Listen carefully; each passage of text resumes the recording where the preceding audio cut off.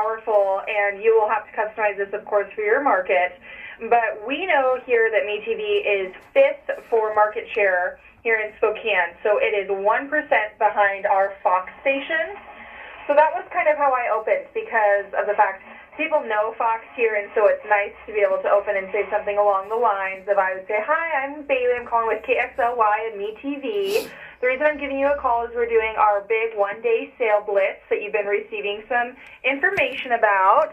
I wanted to talk to you about it and see if you had some time. We have our 5th ranked marketplace station, Metv. It's 1% difference from one position below KAYU, which is our Fox station, and I would love to talk to you about the opportunity to get a lot of exposure for your business here with Metv. And something real easy like that, but maybe just throwing out a line about where Metv ranks in your market and things like that. People immediately were responding with, oh, okay, and, then I would just kind of go into some of the details, or some of them, if they don't have time, just sending that package off. People do respond pretty quickly with, I am very interested, I want to know the details and things along those lines. Okay. And that was obviously on Monday, right? Yeah, so that was the day before. Right. So when, because we did ours Wednesday and Thursday. So on Wednesday, when we got our sales package, those are the kind of calls I was making. I'd be like, you've been getting some information about this, you've seen a couple of emails and probably a postcard from me, and most people immediately would respond and go, oh yeah, I've seen them, or yeah, I got that. And then you can go, great, well, I wanted to make sure you didn't miss out on that opportunity, and kind of follow up, and then send them off the email and schedule them for, a follow-up the next day. Right, okay. Very good. And that's kind of what I did too. The number 5 in the marketplace was a huge sell for us, right behind the broadcast networks and the Fox affiliate.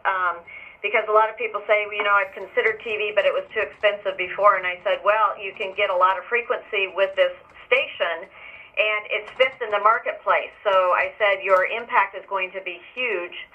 This is better.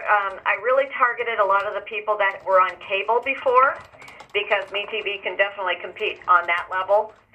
So, and then with some of my agencies too, there were a number of agencies that would not buy it at the time, but I targeted the ones that did buy cable quite a bit, and we talked about the differences between what MeTV could provide and what they couldn't. And I said, maybe this package isn't for every one of your clients, but I specifically chose clientele in their portfolio that would be the MeTV audience, the 35 plus and the 50 plus audience. And I said, and can you get this kind of result on cable? And I actually had some prepackaged strata sheets to kind of show them, what their impact was. Okay, that's a good idea. That helped quite a bit, too, with the agencies. How did you get prepackaged sheets that soon? Did you guys provide that? Did the managers provide that to you guys? I went ahead and did my own really early in the morning whenever I came in before I started making my Thursday calls. So we had the package ready to go. I mean, we knew what was going to be in it. So I put something together really fast, because I knew that if I was going to talk with agencies, they were going to want to see reach, frequency, cost per point, all that So type of they stuff. were given the package the day before the sale. Yes. Right, but you were talking. Were you talking to people about the package the day before the sale, or were you still saying, I don't have all the details? Can I? All those appointment calls and talking about it, they just couldn't sell it, so they had, those 24 hours to hear about it. Mm-hmm. Okay. So now tell me, so Katie, close your ears. I want to hear very candidly from the reps. When you had clients say, can't you just tell me?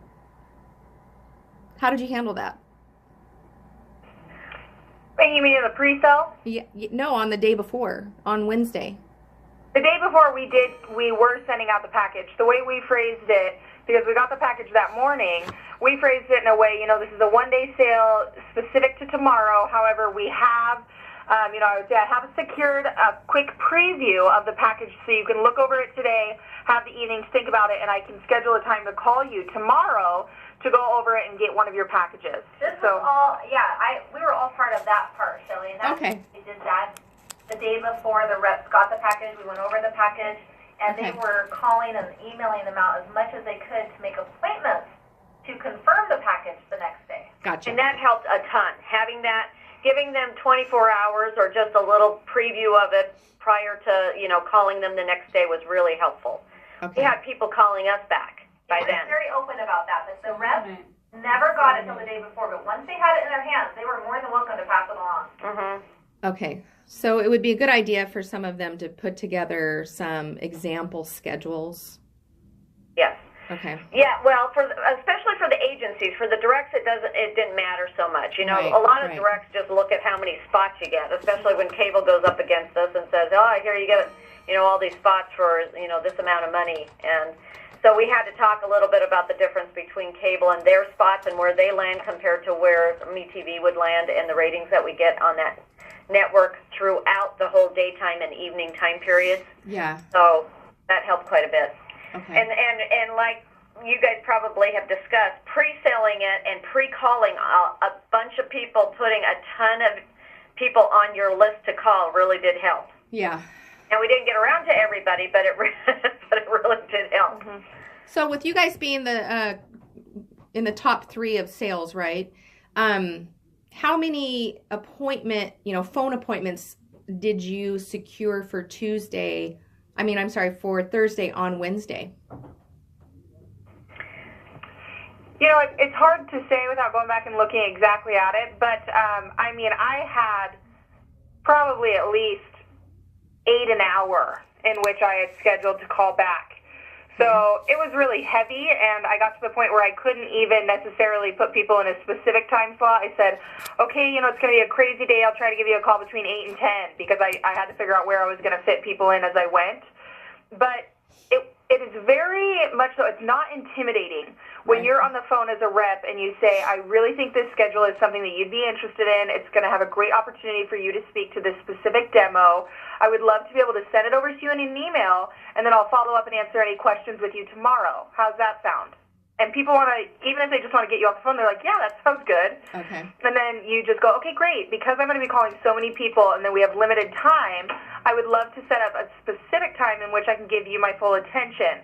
Are you available around 9 a.m.? Or you give them an example and then they would give you something back.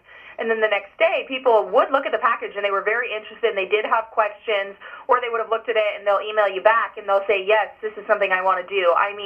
Just getting it in and getting their email or sending it off to the right person was really the main key factor there. Okay. And the other thing, talking from a senior level, one of the strategic things I did was I really put at the front of my list those people that I had already talked to about MeTV who had not bought it before.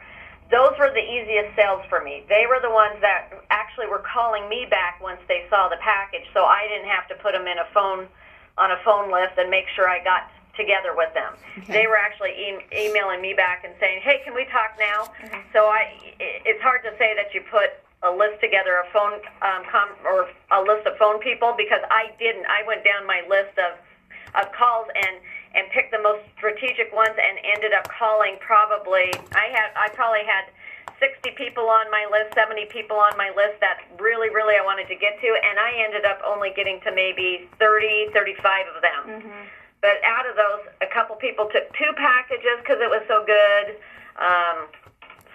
But I really specifically targeted those people that I had talked about MeTV before and they had never bought. So that was helpful. Okay. I think the biggest thing as far as a tip I would give your sales team as they move forward, because this is my own personal tip going forward for the next one, now that of course you keep stressing the pre-sale and calling people, but truly you run out of time. Yeah. I had an original list of almost 200 people.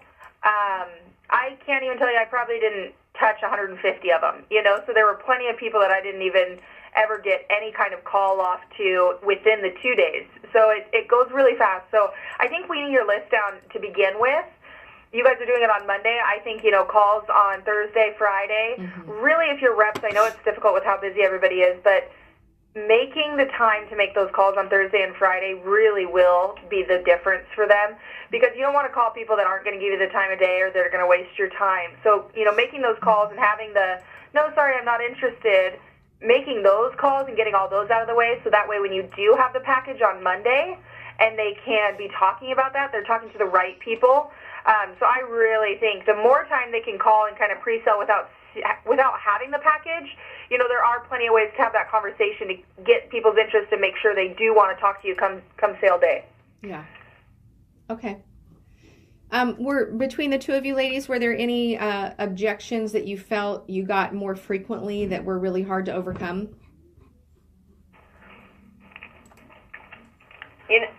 Because I did so much work up front. Yeah. I didn't have a lot other than, that sounds good, but it's just not right for us today. Or we've already spent our budget. That's not part of, we don't have enough budget that we could carve out to do that, but, we might be interested in the future. So I didn't get any really bad ones. That's a stupid program, or that would never work, or, everybody, when you build it up and you talk about, you have your copy points of, because we do believe in the station. It has worked here. We talk those stories. We tell case stories or case studies about how things have worked for other clients. That really sells itself. So there's really no huge objections that they can really say, except I don't have the budget right now, or it's not the right timing right now. Yeah. Well, and the only one really that I felt I got quite a bit, because I do think I was able, of course your sales team is going to have the skills to try to wiggle through most things. The only thing I saw that was kind of a difficult point was just the people that felt like it was not enough time to get with the decision makers that they had to, or if they're a marketing manager, they have to get certain budgets approved or things like that. So there were people needing to know and being able to take it maybe to a committee or to a board of directors. So of course there were quite a few of those. But those all still turned into really good conversations in which we talked about it. We said, depending on how this sale goes and where inventory lands after we get done with this one-day sale, we may do it again in the fall. Otherwise, we are already planning to do it again, or in the spring, but we're already planning again to do it next fall. So this is something where I would love to talk to you about it throughout the year, make sure it's in front of your board, in front of your committee, and then that way when the sale day comes next year, you'll be ready to pull the trigger. So that was the only thing I saw, but there was still really great, that's an open lead now to continue that discussion, and some people might still come on for 2018, and some people might be, one of those hot leads for the one-day sale next year. Yeah. Yeah, we had actually two or three different return clients that could not buy at the time of the sale, but they won't get the package, but they are interested in using it as part of the media mix now in 2018 whenever they get their schedules together. Okay. Yeah, I think do you have any questions, Riley? No. I think that was good.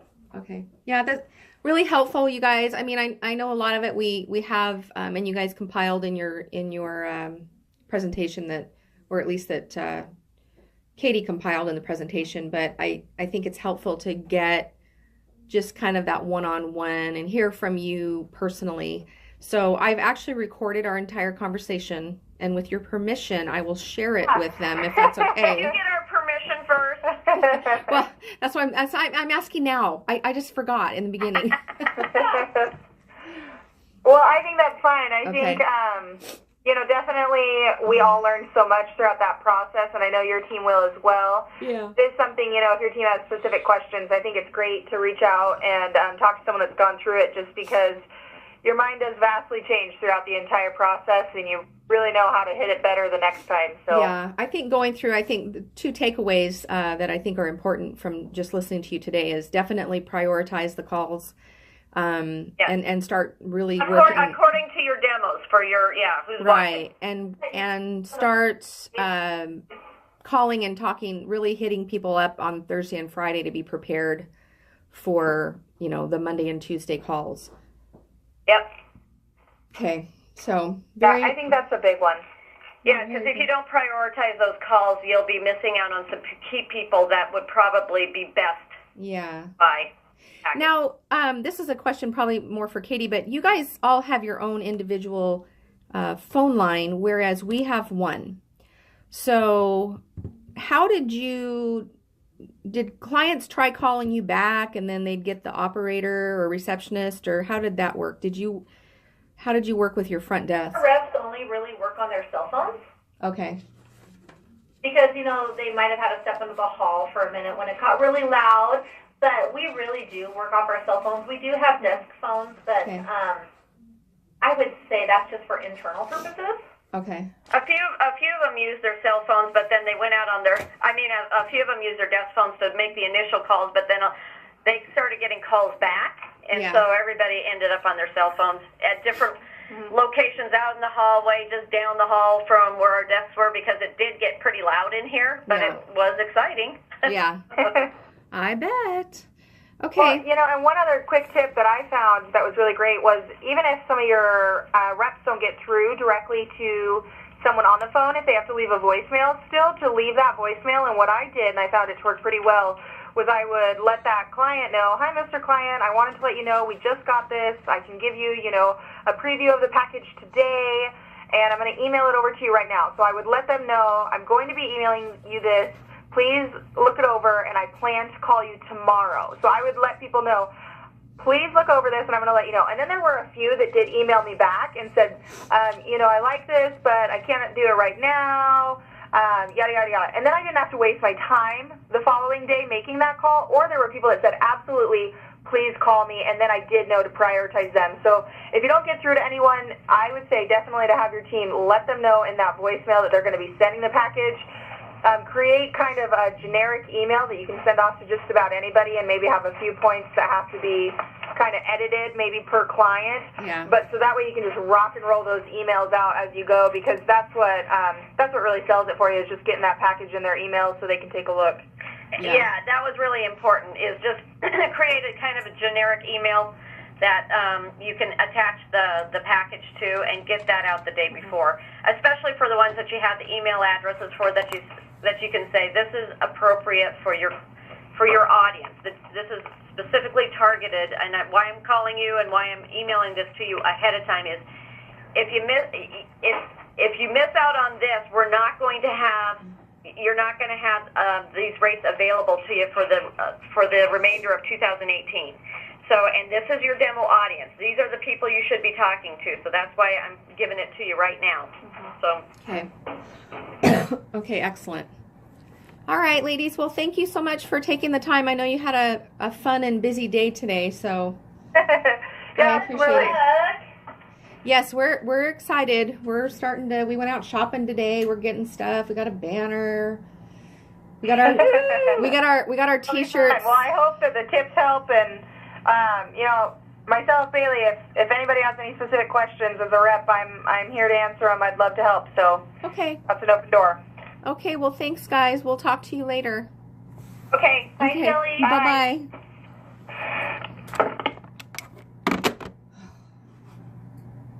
They're all so chipper. I know. They're a fun group of